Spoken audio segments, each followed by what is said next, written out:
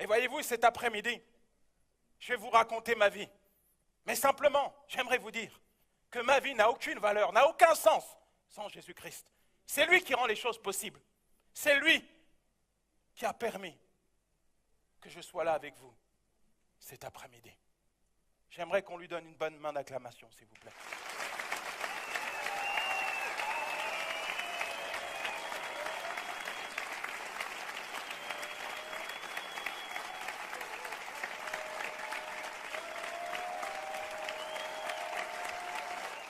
Tout commence pour moi en 1996, alors que je suis incarcéré à la maison d'arrêt de Bois d'Arcy.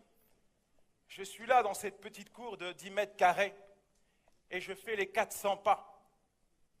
Je pense à Manu, ma conjointe avec laquelle j'ai 2 enfants. Elle attend un 3e enfant de moi. Je pense à ma situation. Je suis incarcéré pour 3 vols à main armée. Je risque 20 ans de prison et je réalise que j'ai franchi toutes les limites que je m'étais fixées. La réalité, c'est que j'aimerais tellement qu'on me donne une seconde chance, mais cela n'est pas possible. Comme on dit, les jeux sont faits. Mais je me dis en moi-même, à quel moment j'aurais pu m'en sortir? Je crois fermement que là, je vis les conséquences de mon destin. Je crois fermement que Dieu m'a réservé à vivre au milieu, au sein de la souffrance. Il faut dire que je n'ai pas vraiment eu de chance dans ma vie. Mon père a connu ma mère dans une boîte de nuit et leur relation n'a duré que le temps de ma conception.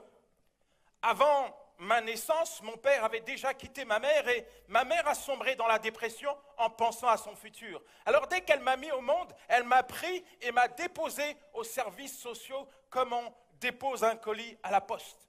Je vais rester quelques mois au sein d'une famille d'accueil et mon père, peut-être pris par les remords, prend la décision de me récupérer et de m'introduire dans sa famille. Là, je fais la connaissance de sa conjointe, Mireille, de mon grand frère Franck et de mon petit frère Julien. Mon père, c'est quelqu'un qui vient de la Côte d'Ivoire. Après 11 jours de bateau, il arrive dans ce pays qui, à ses yeux, représente la terre promise, l'endroit où il va enfin devenir quelqu'un. Par le biais de sa conjointe, il réussit à contracter un crédit avec lequel il ouvre une boutique de prêt-à-porter. Mais malheureusement, il confond recettes et bénéfices. Ces soirées, il les passe dans les boîtes à s'amuser, s'éclater, boire du champagne jusqu'au petit matin. Et à un moment donné, cette conduite chaotique va l'entraîner dans la faillite. Il est pourchassé par les créanciers, plie bagages et prend la fuite pour la Côte d'Ivoire, me laissant de nouveau. Mireille, ma belle-mère, est criblée de dettes.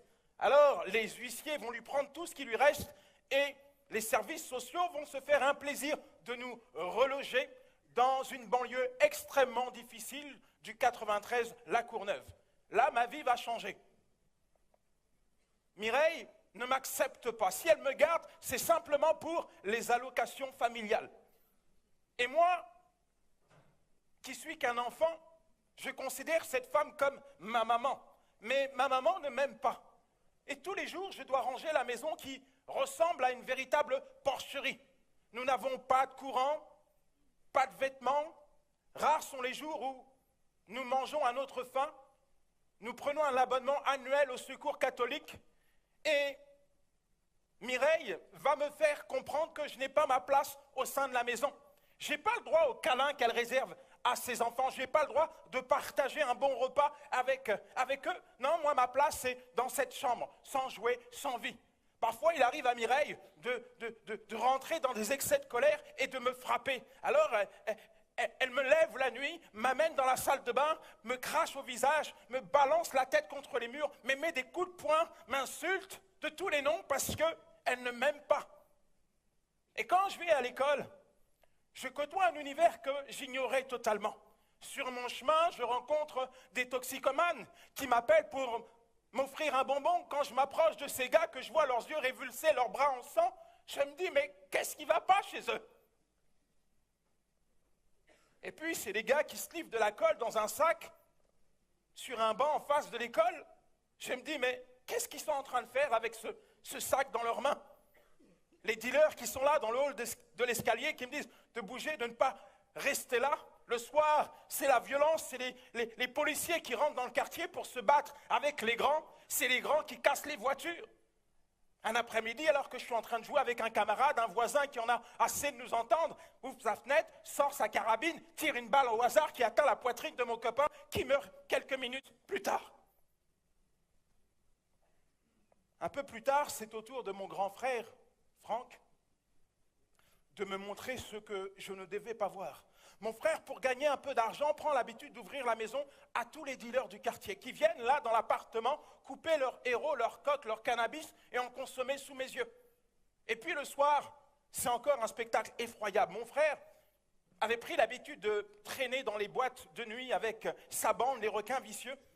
Et là, il ramenait des filles, des proies faciles à la maison dans le but de les violer. Sous mes yeux, j'ai vu des filles se faire violer. Ou alors se mettre des couteaux sur le ventre ou littéralement se défenestrer pour ne pas être violées.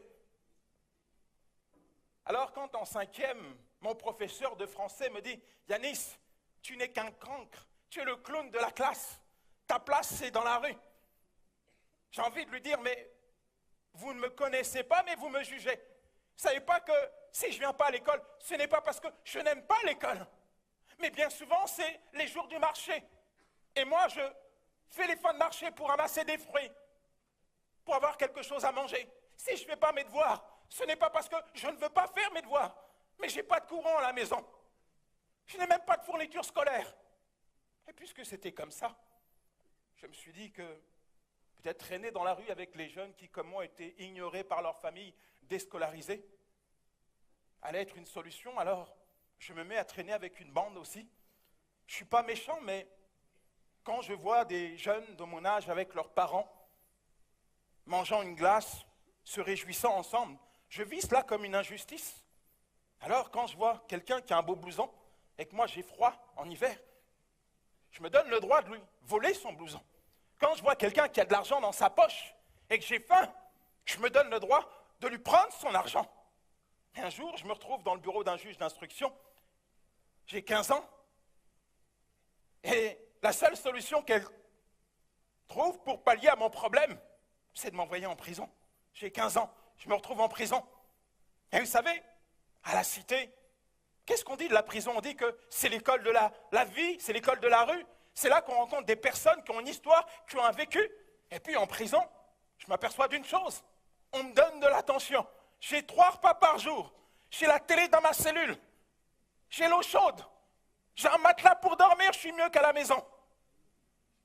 Alors je ne prends pas mon incarcération comme une punition, mais comme une opportunité pour évoluer dans le monde auquel j'aspirais, celui de la délinquance. En promenade, je discute avec les grands, avec ces gars qui ont fait des coups, qui ont une histoire, et j'emmagasine tout ce qui est susceptible de me resservir plus tard. Et quelques années après ma sortie,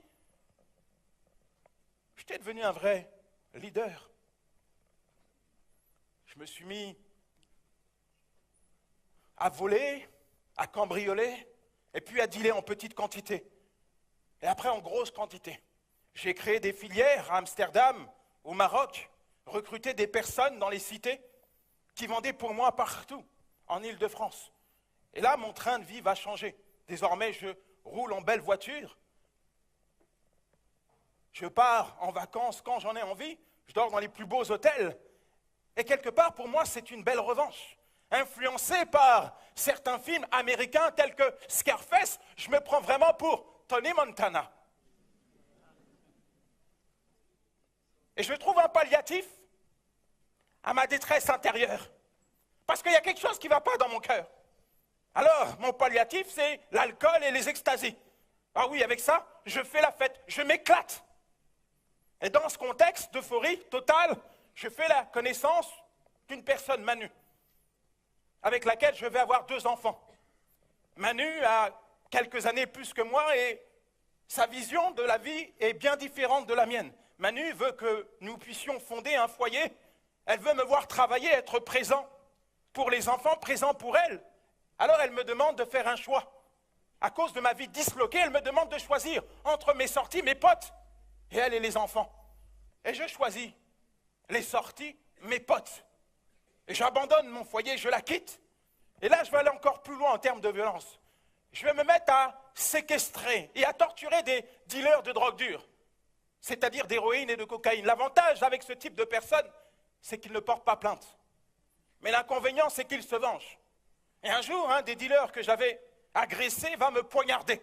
Je me rends à l'hôpital et le médecin, après m'avoir ausculté, m'informe que j'ai reçu 3 coups de couteau dans le poumon gauche, qu'il faut m'opérer en urgence parce que je fais une hémorragie. Et me voici déambulant le long couloir qui mène au bloc opératoire. Et là, je regarde le médecin et je lui pose une question. Je lui dis, docteur, est-ce que je vais vivre, docteur? Est-ce que je vais vivre? Mais le docteur, il ne peut pas me répondre. Et j'entends une voix qui parle à mon cœur. Cette voix, c'est la même voix qui parlait à mon cœur d'enfant. Lorsque je dormais dans la cave après avoir été frappé par Mireille, cette même voix qui me disait, mon enfant, je t'aime. J'entends cette voix qui me dit, tu vivras. À mon réveil, j'étais en réanimation et lorsque j'ai posé ma main sur mon côté gauche, je me suis aperçu que j'avais 70 points de suture, qu'on m'avait scié les côtes pour arrêter l'hémorragie, que Dieu m'avait gardé en vie. Dès que j'ai pu, j'ai demandé au personnel de prévenir Manu, qui s'est empressée de me rendre visite. Elle m'offre une Bible, m'annonçant que désormais sa vie avait bien changé, qu'elle fréquentait une église et qu'elle cherchait à approfondir sa foi. Chaque jour, Manu venait me voir à l'hôpital, me partager des psaumes, et ça me faisait énormément de bien. À un moment donné, les médecins me permettent de regagner ma chambre d'hôtel. Manu rentre auprès de ses enfants, et là, je vais sombrer dans la dépression. Auparavant, c'était la nuit que je me droguais, que je buvais. Mais là, c'est le jour et la nuit. Et à n'importe quelle heure de la journée, mon corps se met à trembler, me supplie de lui donner son poison. Un jour, je me réveille, j'ai une pleine vue sur ma vie. Elle se résume au mot désastre, calvaire. Alors j'ai envie d'en finir. Je prends une lame de couteau, je me mets sur les genoux dans cette chambre d'hôtel et toute la matinée, je pose cette lame sur mon bras gauche, essayant de trouver la force de me sectionner les artères. Mais je n'ai pas eu la force de le faire.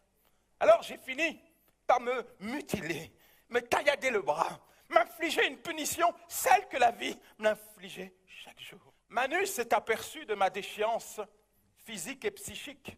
Elle me demande de regagner la maison. J'avais plus rien, j'étais à bout.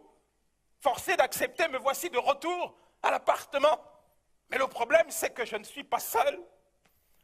Moi, je suis lié par l'alcool, par la drogue, par la violence. Alors, quand elle me voit arriver, elle s'imagine que j'ai changé à cause de mon séjour à l'hôpital. Elle s'imagine que j'ai pris des bonnes résolutions. Mais non, ma vie n'a pas changé. Et je vais commencer à boire à la maison, à me droguer, à inviter mes amis dans l'appartement qui vont rouler leurs joints, se divertir devant la télé sous les yeux des enfants. Et à cause de cela, Manu et moi, nous avons des disputes terribles, terribles. Et à chaque fois que ça ne va pas, elle me supplie d'aller à l'église. Je vais à l'église, j'écoute la parole de Dieu, comme vous le faites là aujourd'hui. J'ai une Bible dans ma main. J'accepte même que le pasteur prie pour moi. Mais la réalité, il n'y a rien dans mon cœur. Sans Dieu, j'en ai pas besoin. Je ne crois pas que Dieu s'intéresse à moi. Je ne crois pas que Dieu puisse aimer quelqu'un comme moi. Je crois que Dieu m'a réservé pour vivre l'enfer sur la terre. Je n'ai pas besoin de son Dieu. À cause de mon endurcissement, chaque fois qu'elle essaye de prier à la maison, chaque fois qu'elle ouvre sa Bible, je blasphème. Elle me dit toujours, Jésus est la solution. La réalité, c'est qu'elle venait d'apprendre qu'elle était de nouveau enceinte. Et moi, je me disais fermement qu'une femme avec 3 enfants de moi n'oserait jamais me quitter, n'oserait jamais me dire non. Alors, j'ai fini par lui imposer ma manière de vivre, mes dépendances, mes amis, mes sorties. Mais pas moyen, elle ne cède pas. Puisqu'il en était ainsi, il fallait que je la quitte de nouveau. J'avais envie de partir loin, en Martinique, refaire ma vie avec un ami là-bas, ouvrir un restaurant, m'exiler. Mais pour cela, il me fallait de l'argent. Alors, avec cet ami, nous nous sommes armés et on a commencé à attaquer des banques, à faire des braquages. 1, puis 2, puis 3. À un moment donné, on a assez d'argent pour s'exiler. Me voici devant la porte de l'appartement en vue de récupérer mes affaires pour quitter Manu et quitter la France. Quand j'ouvre la porte, je me retrouve plaqué au sol avec 3 pistolets sur la tempe. C'est les policiers qui étaient là depuis 48 heures. Depuis 48 heures, ils m'attendaient, ils avaient pris Manu comme un pas. Ils me relèvent de l'entrée, m'amènent dans le salon. Et là, sur la table, ils ont positionné tout ce qu'ils ont retrouvé dans l'appartement. Armes, argent, cagoule. Et Manu est complètement dévastée par la situation. Parce qu'elle découvrait, elle aussi, que je m'étais servi d'elle, servi des enfants, servi de l'appartement comme bazarier. Manu et moi, nous avons été conduits au commissariat. Elle était accusée de complicité, de vol à main armée. On a été placés en garde à vue. Elle était enceinte. Et au bout de quelques auditions, j'ai pu la disculper des charges qui auraient pu peser contre elle. Et je ne sais pas si je peux appeler ça un acte de gentillesse, mais l'inspecteur va me dire « Je serai vous ?» Je lui dirai au revoir. Parce que ce n'est pas demain la veille que vous allez vous revoir. Alors, dans la cour de ce commissariat, je me suis approché d'elle. J'ai regardé cette femme qui m'a aimé plus que ma propre mère. Cette femme qui a voulu toujours rester avec moi. Cette femme qui a toujours vu le bon côté en moi. Cette femme qui a toujours souhaité que je change. Et je lui dis, Manu, maintenant c'est terminé. Fais ta vie, Manu. Dis aux enfants que papa ne reviendra plus. C'est fini. Oublie-moi. Terminé. J'ai été présenté à un juge d'instruction qui m'inculpe de 3 vols à main armée, me met sous un mandat de dépôt d'1 an, renouvelable 3 fois. Elle m'annonce que je vais être jugé par une cour d'assises et que la peine encourue pour les faits qui m'étaient reprochés était de 20 ans. 20 années. Me voici de nouveau à la maison d'arrêt de Bois d'Arcy, mais cette fois, ce n'est pas les colonies de vacances. La première nuit que je passe au sein de ce bagne, il y a 2 jeunes qui sont dans la cellule face à la mienne, qui ont jugé bon de mettre le feu dans leur cellule, histoire de se faire entendre. Mais le temps que les surveillants arrivent pour les sortir des flammes, ces 2 jeunes sont morts intoxiqués par les fumées. La juge me coupe les ponts avec le monde extérieur. Je n'ai pas d'argent, pas d'avocat, pas d'amis, personne, pas de courrier, rien. Je suis seul face à ces murs sur lesquels je frappe jusqu'au sang. Tellement je m'en veux, tellement je suis en colère contre moi-même. Pour tuer le temps, je m'inscris aux ateliers, histoire d'avoir un peu d'argent pour me nourrir. Et 2 jours par semaine, certains détenus avaient le droit au parloir. Et à chaque fois que je revoyais mes camarades revenir du parloir, contents d'avoir vu leur famille, je pensais à Manu, aux enfants, à sa grossesse. Certains me disaient qu'avec le temps, j'allais oublier, mais rien à faire. Je n'arrive pas à oublier. Je n'arrive pas à ne pas penser à ma famille. Un jour, le surveillant me dit, « Monsieur Gauthier, vous avez parloir. » Je descends dans le parloir et je tombe sur Manu. Les enfants, je prends des nouvelles d'elle, des enfants. Je la quitte.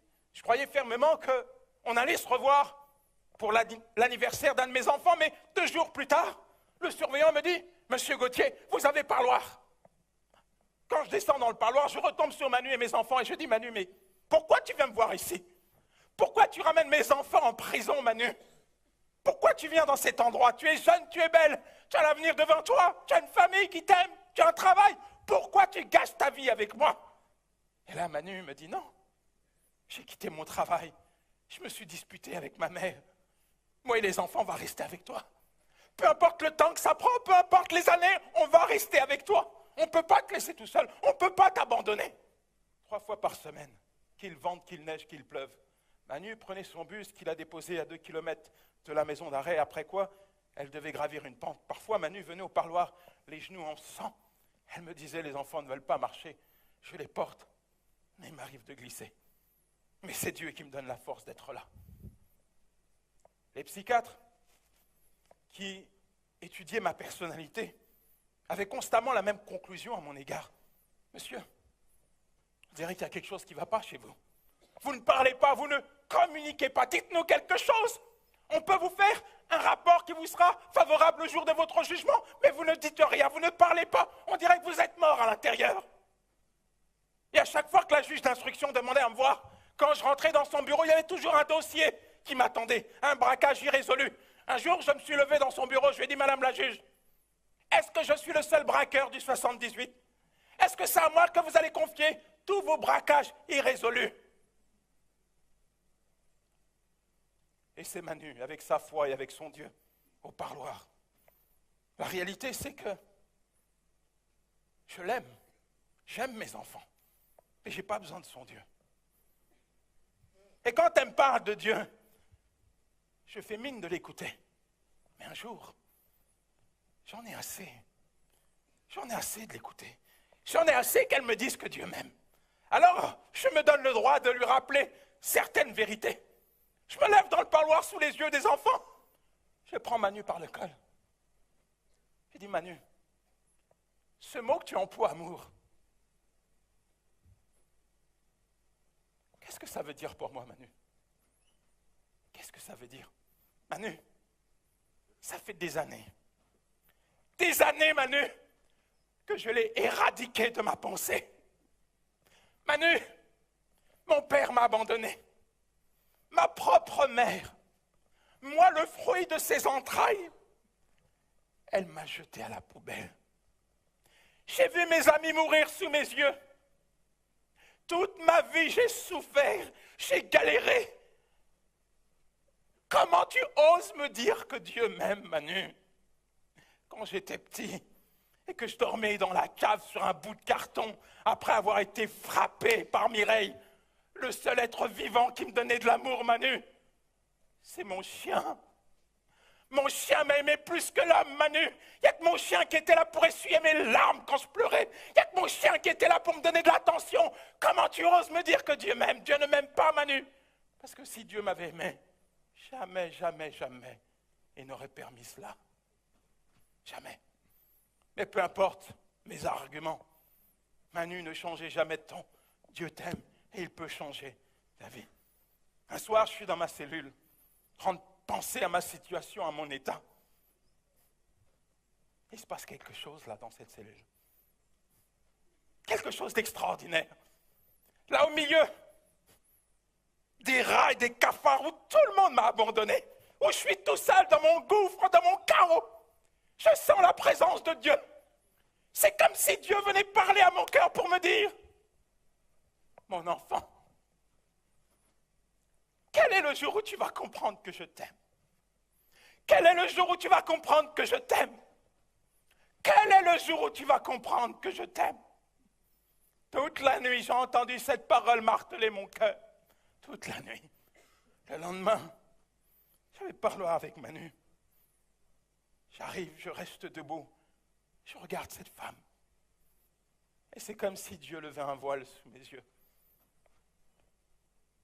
Je réalise que si elle est là, si elle tient debout, c'est simplement parce qu'elle croit que Dieu est capable de changer cette situation. Qu'à cause de mon attitude, elle a accepté que je la roule dans la boue et dans la poussière. Qu'à cause de moi, elle a accepté que ses enfants soient fouillés au parloir pour voir s'il n'y avait pas de la drogue dans leur couche. Que si elle est là, encore, c'est parce qu'elle croit que Dieu est capable de changer cette situation. C'est sa foi qui la tient debout. Simplement sa foi. Alors je regarde Manu et je lui dis, Manu, ton Jésus, Manu, est-ce qu'il peut faire quelque chose pour un gars comme moi? Est-ce que ton Jésus peut faire quelque chose pour un pauvre pécheur comme moi? Et là, Manu éclate en sanglots. Elle pleure. Elle me dit, il y a tellement longtemps que je me lève la nuit, que je prie Dieu pour voir ce jour. Il y a tellement longtemps que j'attends ce jour. Il y a tellement longtemps. Aujourd'hui, Dieu a entendu la voix de mes larmes et il vient d'exaucer ma prière. Aujourd'hui, Dieu a entendu la voix de mes larmes et il vient d'exaucer ma prière. Et là, dans ce parloir, j'ai confié ma vie à Jésus-Christ. Dès que j'ai pu, j'ai demandé une Bible, commencé à délecter la parole de Dieu. Et le diable pointe son nez. C'est comme s'il mettait une glace sous mes yeux en me disant, regarde qui tu es véritablement. Tu n'es qu'un drogué, un voleur, un ivrogne, un braqueur de banque. Tu es répugnant. Tu crois que Dieu va pardonner quelqu'un comme toi? Tu crois qu'un simple pardon peut t'octroyer le droit de changer de camp? Il me répétait des mots qu'on m'avait dit toute ma vie, histoire de m'asservir. Mais j'aimerais vous dire une vérité, le diable est un menteur. Je dis le diable est un menteur. C'est quoi la vérité? La vérité c'est Dieu a tant aimé le monde. Dieu a tant aimé le monde qu'il a donné son Fils unique afin que quiconque croit en lui ne périsse point, mais ait la vie éternelle. Jean 3,16, ça c'est la vérité. Et cette vérité était mienne. Et même si les circonstances n'avaient pas changé, j'ai commencé à croire ce que Manu me disait au parloir. Dieu est capable de faire quelque chose pour changer cette situation. Nous arrivons au 7e mois de ma détention qui était le dernier mois de la grossesse de Manu. Nous sommes là ensemble au parloir, nous prions, nous remettons ce moment entre les mains de Dieu. Je n'avais pas été présent pour les naissances de mes 2 garçons. Et la vérité, c'est que j'aurais tellement voulu être là. Ne serait-ce que pour lui tenir la main et lui dire, chérie, chérie, pousse, pousse, pousse. Et lorsqu'on se quitte, le surveillant m'informe que le directeur veut me voir. J'ai jamais vu le directeur et quand le directeur demande à voir un détenu, ce n'est pas bon signe. Et lorsque j'arrive à son bureau, je m'aperçois d'une chose, c'est qu'il est en colère contre moi. Il pointe son doigt vers moi en me disant, des gens comme vous, on les garde au chaud ici. Monsieur, vous n'avez pas votre place au sein de la société. Vous êtes quelqu'un de dangereux, un criminel. Et il conclut en me disant, moi, ça fait 20 ans que je travaille en milieu carcéral et je dois dire que j'ai arrêté d'essayer de comprendre les rouages judiciaires. Je dis, ah bon? Il me dit oui. Je suis tous les jours surpris. D'ailleurs, je le suis aujourd'hui parce que je viens de recevoir ce fax de la juge d'instruction. Elle a décidé de vous libérer provisoirement. Prenez votre pactage et rentrez chez vous. Et là, je regarde le directeur, je lui dis, monsieur, il y a peut-être une erreur parce que moi, je suis Yanis Gauthier, matricule 52 964, je suis là pour des vols à main armée, cela ne fait que 7 mois. Je n'ai même pas fait ma peine puisque 7 mois, c'est ce qu'on fait pour un vol de voiture. Il me regarde, fait la grimace et me dit, il y a quelque chose qui ne va pas chez vous? Vous voulez rester là? Je lui dis, non, merci.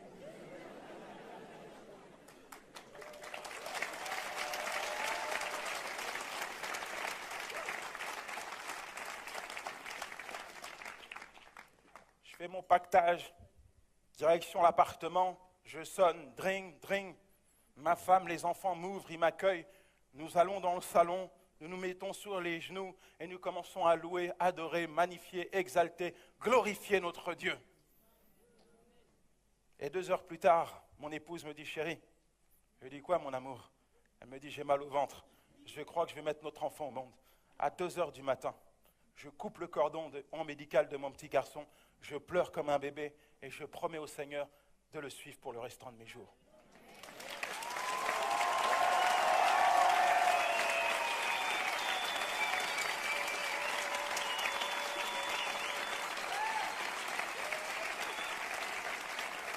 Pendant les mois qui vont suivre,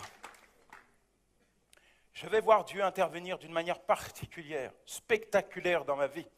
Il va me délier de la drogue, de l'alcool, de la violence. Il va m'ouvrir les portes pour que je puisse aller à l'église, être fidèle. Il va me donner un travail. Et enfin, je vais pouvoir épouser Manu.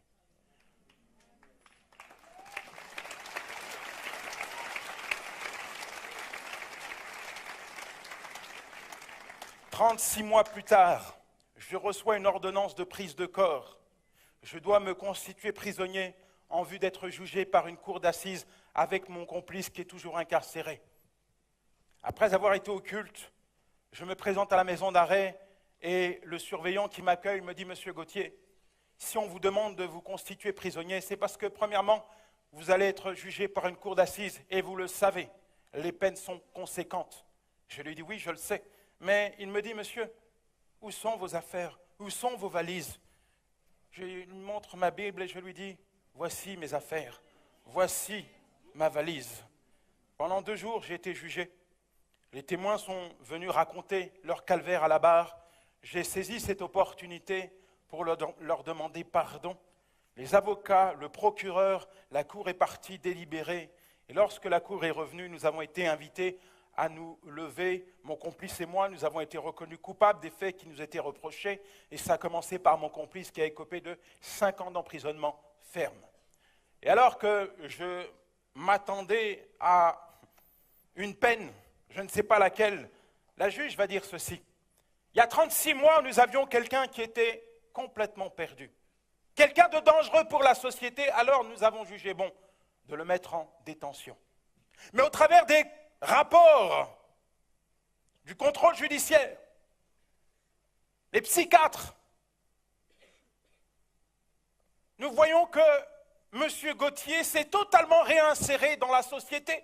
Je dirais même que c'est un exemple pour la jeunesse d'aujourd'hui. Au regard de cela, nous avons décidé de le condamner à une peine de sursis, ce qui voulait dire que je ressortais libre du tribunal.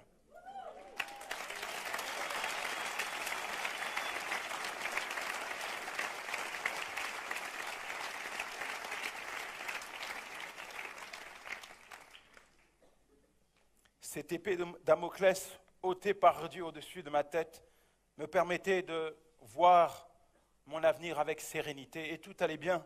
Je devenais enfin un père, un exemple pour mes enfants et un bon mari, un vrai mari pour mon épouse. Un jour, le téléphone sonne. C'est mon petit frère qui m'annonce une terrible nouvelle.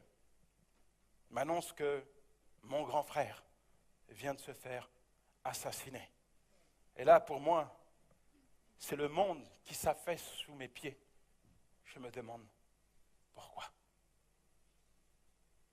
Moi, je pouvais, cet après-midi, parler à mon frère. Je lui dirais,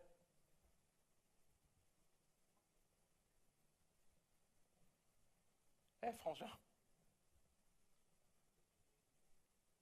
j'ai une bonne nouvelle pour toi. Je connais quelqu'un qui peut prendre toutes tes souffrances. Je connais quelqu'un qui peut te libérer de toutes ces addictions. Je connais quelqu'un qui peut changer ta vie. Cette personne, c'est Jésus-Christ. Mais c'est trop tard. Mon frère n'est plus là. Et toi, tu es là cet après-midi.